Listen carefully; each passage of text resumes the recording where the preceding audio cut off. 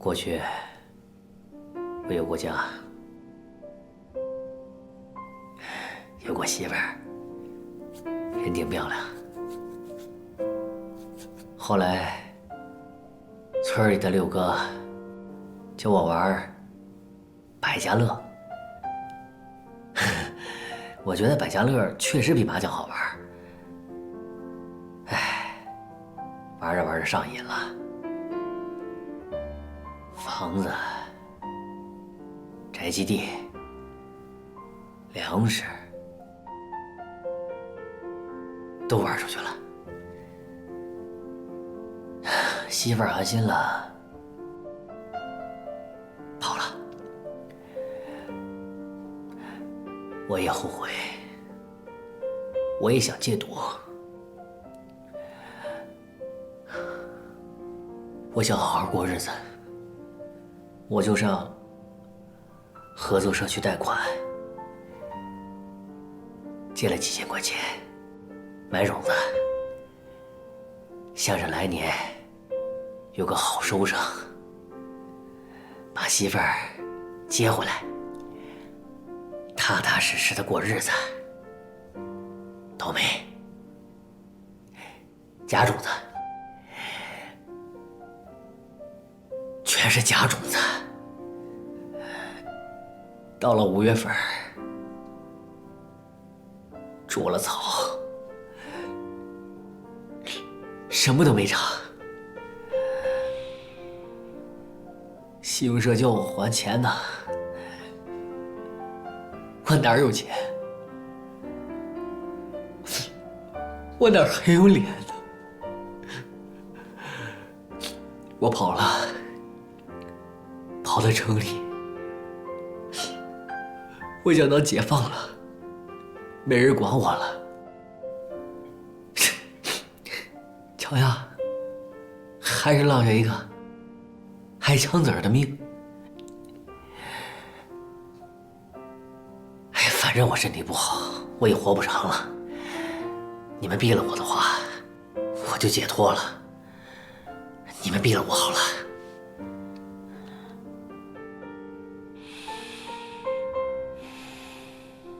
你说你身体不好，你是哪里不舒服啊？腿疼，肚子疼，阴天，刮风下雨的，浑身都不舒服。继续说。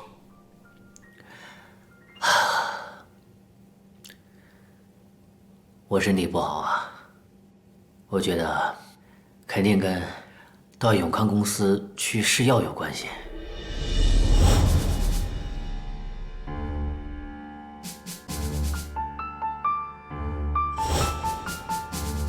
疼起来的时候啊，真是连要死的心都有啊。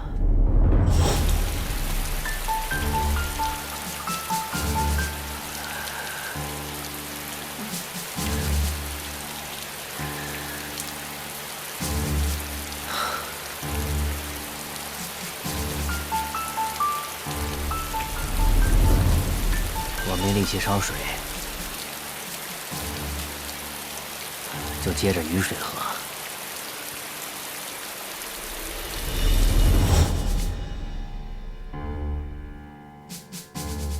后来我去找他们公司，我说了，要不然你们继续让我试药挣钱，要不然你们就得治好我的病。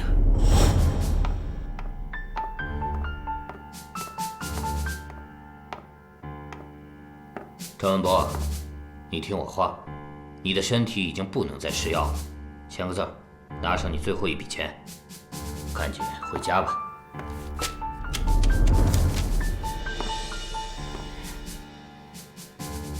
反正我是不签。来，签，签，你给我签！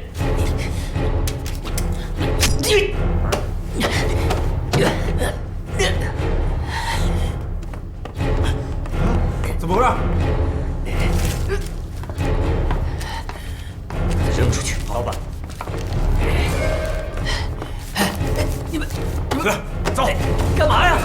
走！别拉我！是啊，别拉我！别拉我！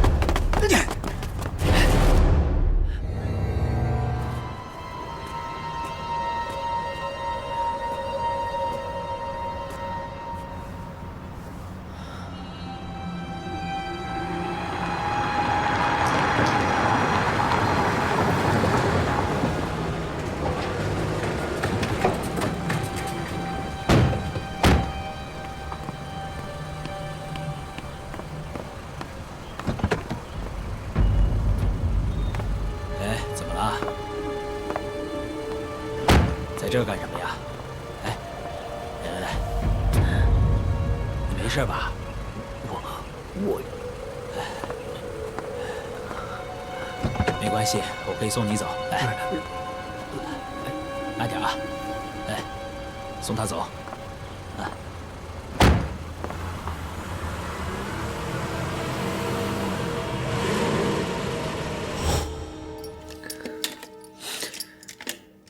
我文化不多，但是我知道我签的那是卖身契，所以我偏不签。车把你送哪儿去了？哦，他把我送医院了。老总人挺好，给了我1000块钱，还说以后有困难去找他。后来听说他批评了少龙，少龙也挂了彩，这事儿呢，我们也就算扯平了。其实，大老板也不是个个都凶神恶煞的哈。你怎么想到偷画的？就那老乡4哥说的，他说电视上面吧，看见了一幅那个古画，说能拍卖个1300多万，大家都很兴奋。关键是，他认出来那辆装画的车，而且还看见那个车进了这个小区，所以大家就商量着，看着找个机会发把横财。怎么样，兄弟？干吧！今天可是最好的机会。你为什么不去啊？咱俩这不是好兄弟吗？我知道你身体不好，那你呀，比我更需要这笔钱。倒也是，可是……哎，行了，别磨磨唧唧了。我跟你说啊，你要是不干，这事儿我就干了。我干了挣的钱1分钱都不给你。我干，干！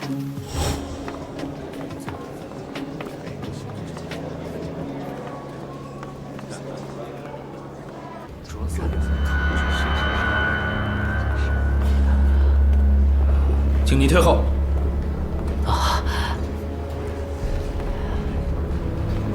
好画儿。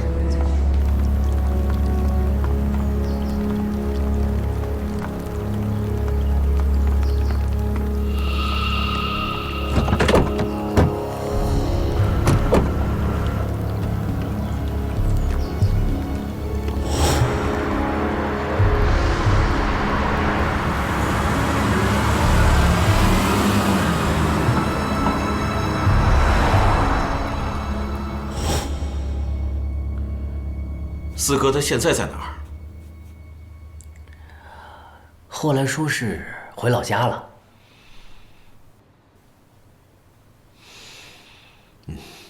那就先不说了。那这样，说说那天的细节吧。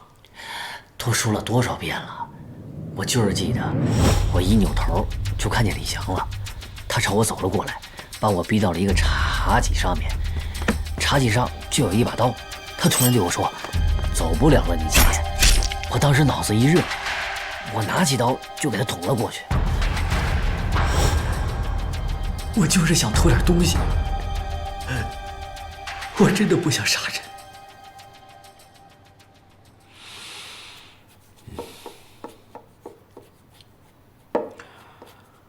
好吧，今天就先到这儿吧。把他带回去吧，注意他的身体状况。是。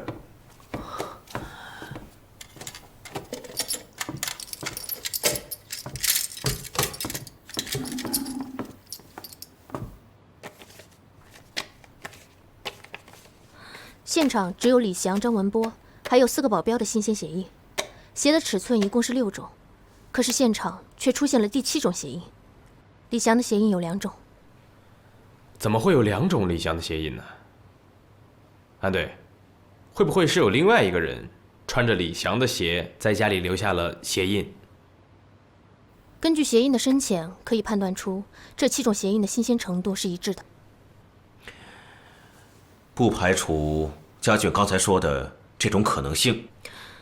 我对鞋印做了压力测试，正常人的主要受力点都会留下痕迹，也就是鞋印。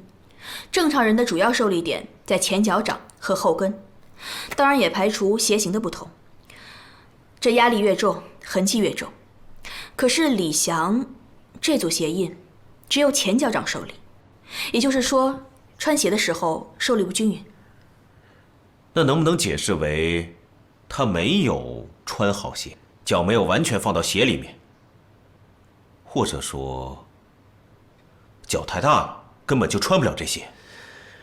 如果是这样的话，那就是说有可能是一个比李翔身材更高大、更强壮的人，脚也肯定比他大。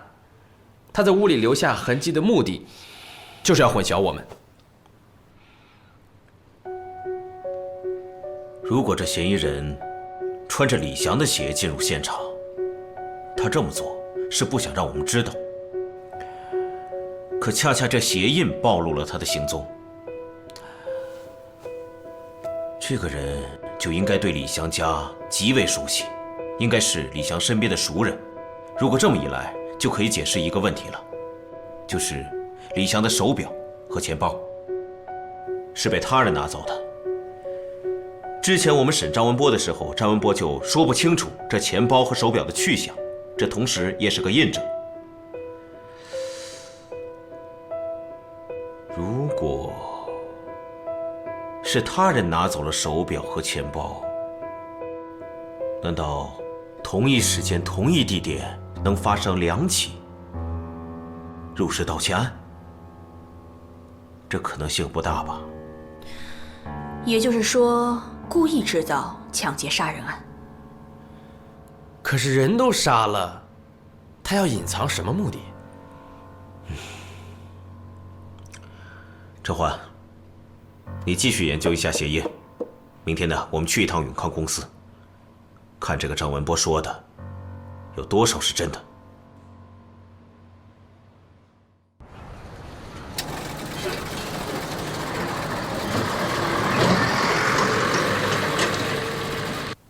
哎呀，哎，你好，你好，你好，你好，你好，你好，来，请坐，请坐。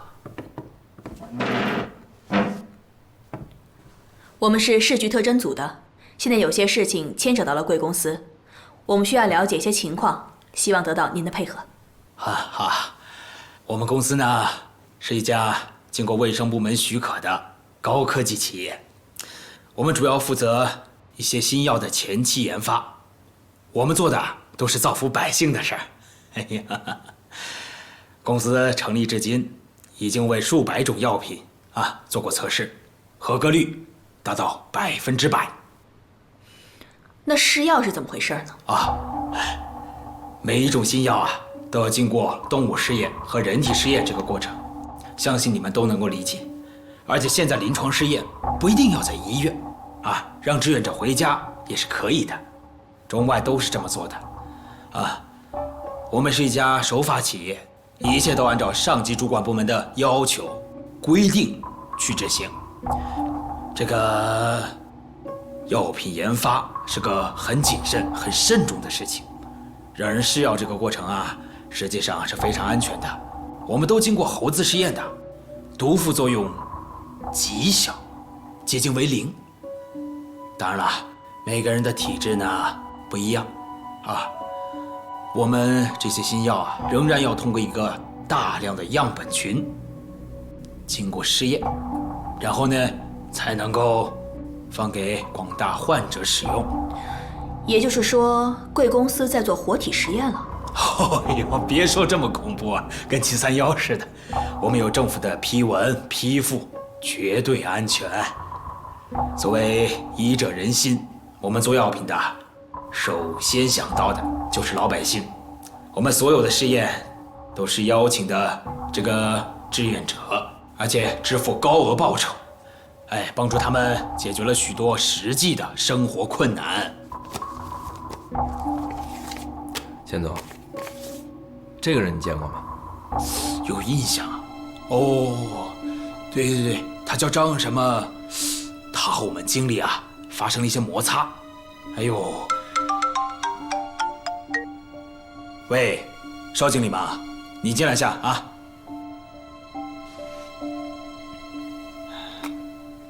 请喝茶。不用。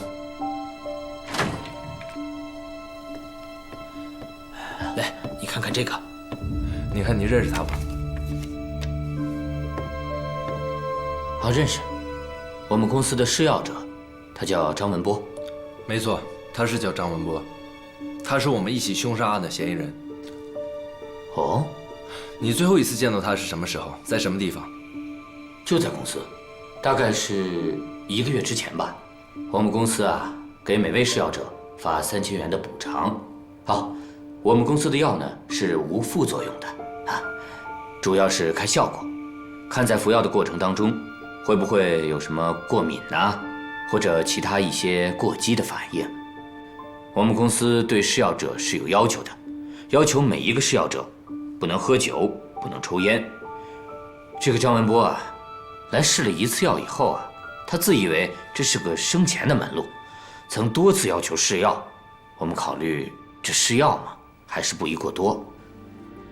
这个张文波身子还可以，好像膝关节有点什么毛病，估计是他原来的老伤，跟他长年累月不良的生活习惯这有很大的关系。你确定是药对身体没有伤害吗？这话怎么说呢？俗话说是药3分毒嘛，它对身体的伤害，就像你我吃小食品差不多吧。对了，有这么个事儿啊。张文波说你们打过他，有这回事没有？他胡说，根本没有的事儿。他经常来公司闹事，有一次他来闹事，差点把我弄成了重伤。你们看这儿，还有监控录像，你们看不看？那不用了。张文波这个人呢，很坏，泼皮，爱说谎。你们抓住了他，这是好事，为社会除了一害。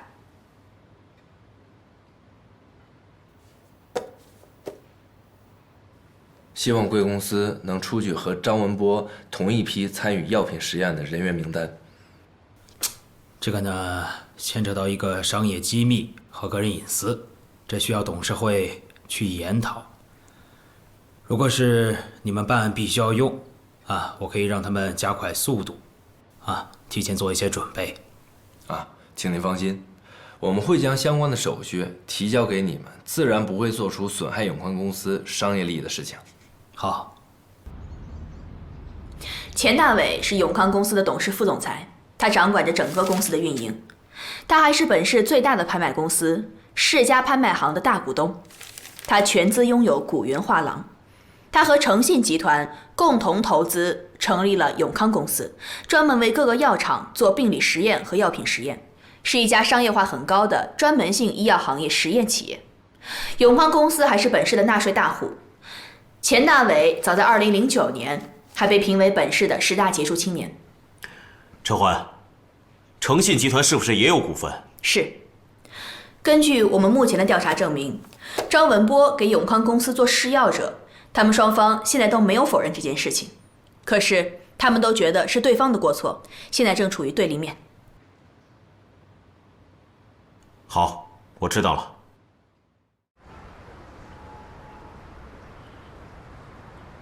其实我没有别的意思，我就是想知道你们公司和永康公司之间的关系。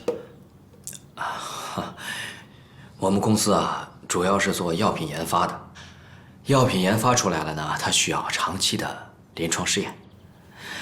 临床试验呢，它投入的精力太大，而且有一定风险，所以我们就联合了几个股东，合资做了这个永康公司。安队，不会是永康有什么违法行为吧？目前没有。当然了，如果他们有什么违法行为，那你就该查查，该封就封。钱大伟是主要的负责人，可我们公司也是股东之一。如果出了什么问题，也有不可推卸的责任。其实啊，我们早就希望永康公司把这部分业务剥离出去，交给其他的公司运营，这样我们才好集中精力搞我们的超级疫苗。柴总，您把这个业务剥离出去，是怕他们影响你们公司的口碑吗？啊，不会。这些试药的人吧，有的人他身体条件不是太理想，可是他们为了争取更多的补偿，所以不惜牺牲自己的身体。当然了，我们和永康公司的这些试药啊，它都是安全、可靠的。当然，会在极个别的人身上产生不良的反应。永康公司都做了超额的赔偿，我们做到了合情、合理、合法。这样好不好？柴总，您能不能跟你们董事会商量一下，让你们公司呢提供一下试药者的名单和资料？哎呀，你看，我们一年吧，大约要研制800多种药物，这涉及到的人吧，应该有50多万。其实我们都是和这些人，签了合同的，并且我们之间都是签过知情同意书的，是吧？安队，我呢作为集团的法律顾问，我比较了解情况。这些试药者的资料属于公司机密，也属于个人隐私。如果没有经过董事会的同意，我们是不能向警方出示任何东西的。除非你们能够证明二者之间有必然的关联或者因果关系，我们才可以经过董事会的商量之后，给你们提供部分我们认可的资料。就是不给了？目前真的给不了。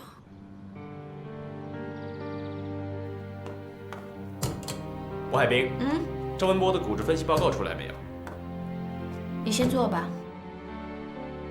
我对张文波的身体进行了检查，发现他有风湿病，还有股骨头坏死的症状，但是我不能肯定那就是因为试药造成的，因为我们根本就没有办法排除这是因为张文波的生活环境导致他得这样的病症。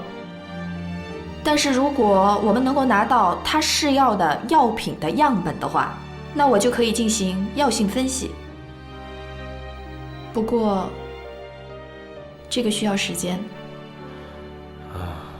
我明白了。那就这样吧，我也要忙了。好。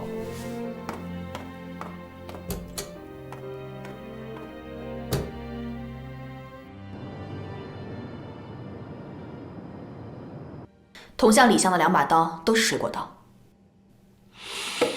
我就是不太明白，这么多刀，他为什么只选这2把？是不是随意摆放的？安队，我们在水果刀上检测到了李翔的指纹，也检测到了张文波的指纹，说明2个人都握过这把刀。那怎么能判断握水果刀的先后顺序呢？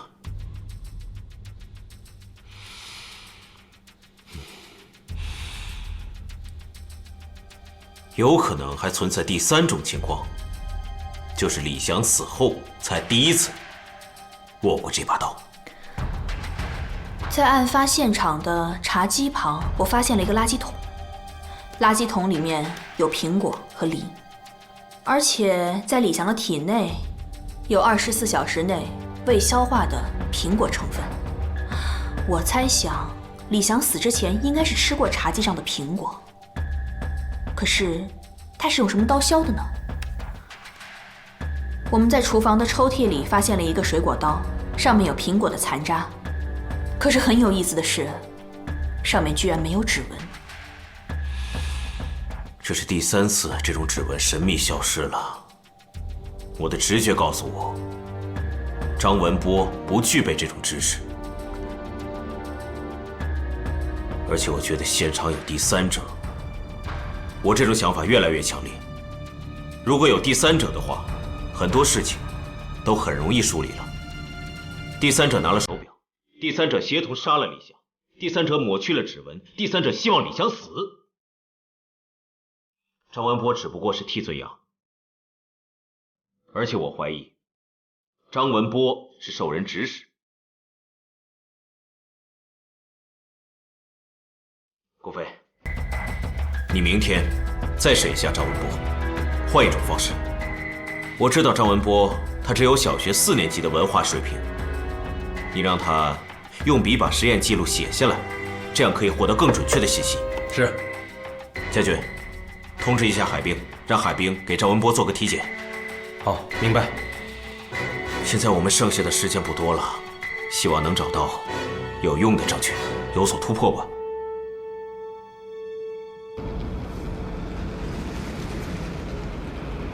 上级领导要求将李翔案迅速结案，你们准备的怎么样了？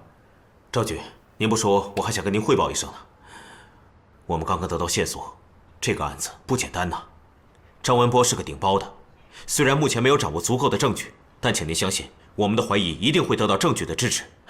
赵局，您再跟检察院那边说说呗，给我们留点时间。我们现在怀疑这李翔案的案发现场还有第三者。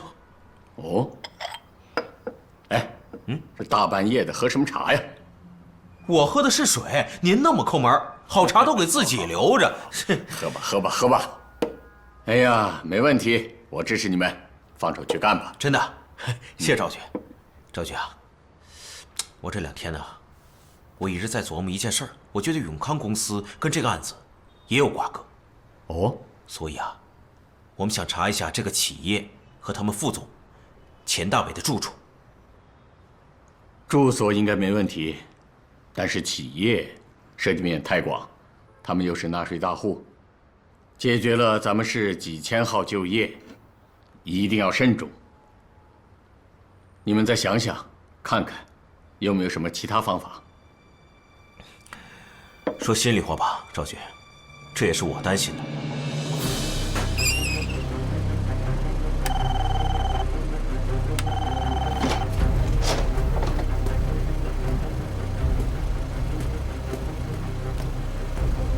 你们干什么呀？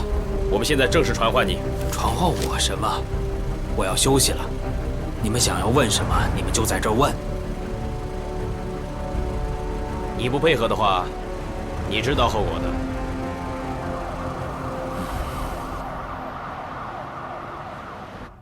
钱大伟，张文波的情况咱们先问到这儿，接下来我们说说你的。李翔被杀当天，你在做什么？我在办公室啊，写计划书。写计划书？谁能证明？我的秘书啊。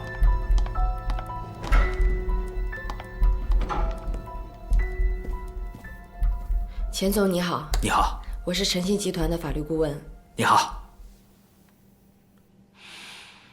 安队，我要带我的当事人走。我们是正常的询问。该知道，法律规定传唤时间不能超过24小时。我当然知道。家俊，你领钱总去验个血。是。钱总，你放心，24小时之内，我会想办法让你离开。好。钱总，请吧。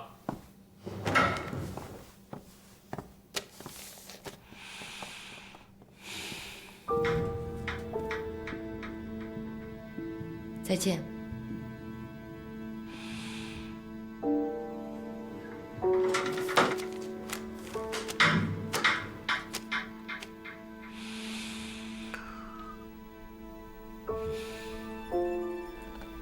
这么晚给你打电话，没影响你休息吧？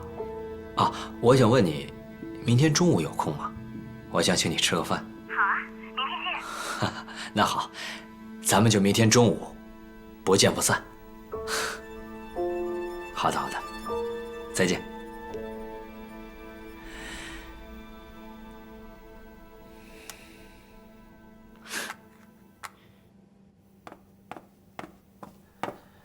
张焕，来吃饭。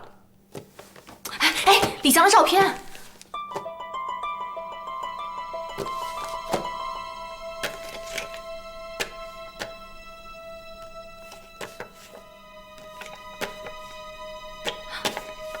你看，这张照片李翔的嘴角有些异样。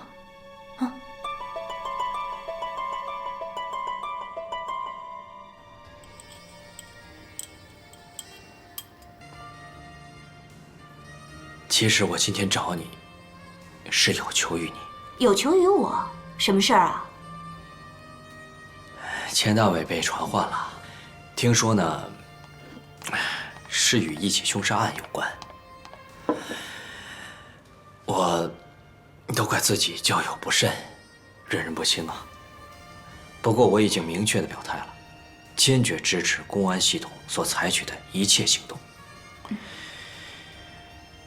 可毕竟，诚信集团是永康的大股东，这个消息传出去，我怕。啊，我懂，您是怕钱大伟这个案子传出去会对诚信集团造成不利的影响舆论，是不是啊？啊，是的。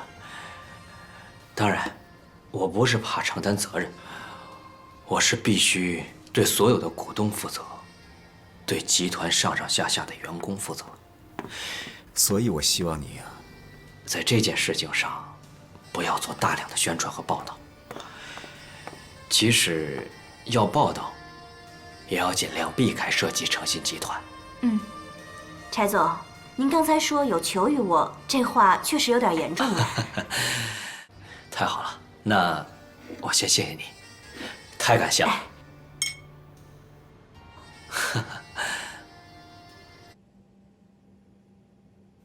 张文波，我很想帮你，我希望你把案情说得越详细越好，这对我们破案有帮助，给你减刑呢也有帮助。你明白吗？明白。你想一想，那天你在别墅里都听到了什么？那天是晚上，到了李翔家的别墅里面，特别安静，静的都有点瘆人。我记得我把画收起来，放进包里，想从前门溜。这时候突然听到一声闷响，像是什么东西倒了，但我记得不是很清楚。我就想趁着这个时候，从后面的窗户翻出去。就在这个时候，我扭头突然发现李翔站在那儿，他对我说：“今天你走不了了。”我脑袋嗡一下子，血就给涌上来了。正好一顺手，我拿起一把刀，我就给他捅了过去。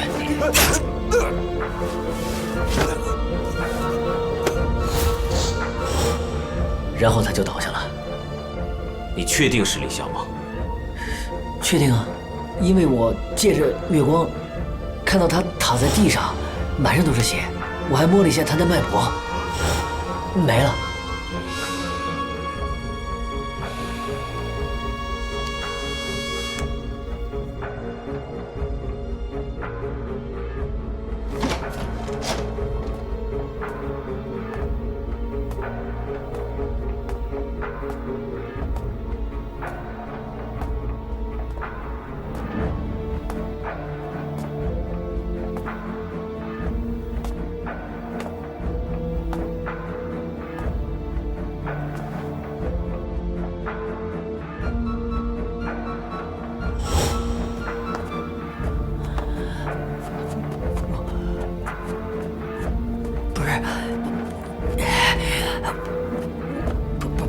你听我解释。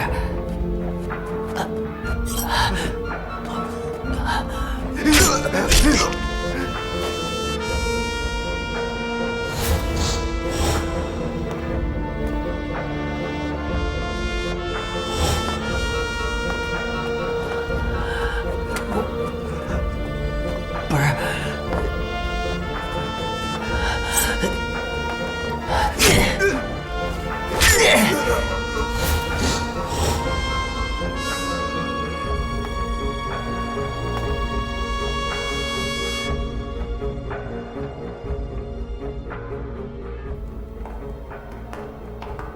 陈欢，说说你的看法。你不觉得李翔对张文波说你今天走不了了有些奇怪吗？如果你是李翔，你会怎么办？我会喊，或者一拳把他击倒。你别忘了，门外还有4个保镖，5个人对付1个人很容易。可是李翔却做了一个很反常的举动。张文波也提过这个线索。对啊，对，他说听见一声闷响。说的没错，那可能是李翔受到了袭击之后发出的异响，前门被锁住了，切断了张文波的逃跑路线。我们不是一直在猜想有第3者在现场吗？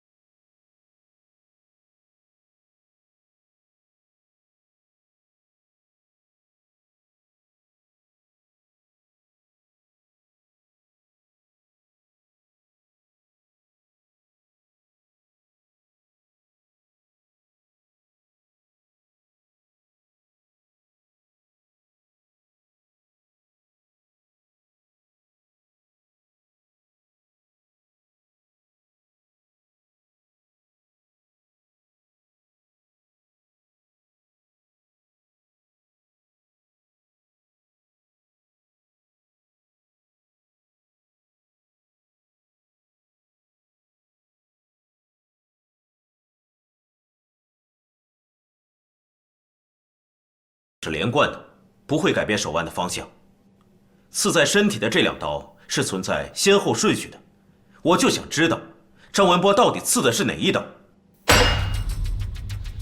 如果说在张文波之前，有人进入了李翔的别墅，一刀刺死了李翔，随后张文波又在李翔身上刺了一刀，张文波盗窃逃跑。可是我怎么也想不通，这张文波干嘛在一具死尸身上再捅一刀呢？这根本不可能啊！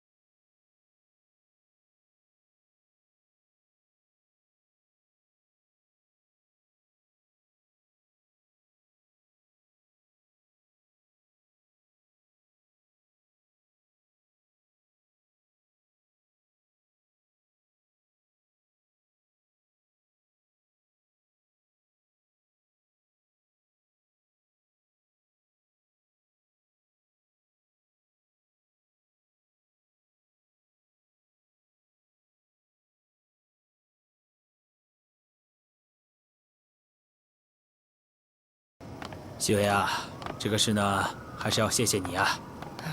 不用客气，我是公司的法律顾问，这是我应该做的。好，还是要感谢你，谢谢。我先走了。再见。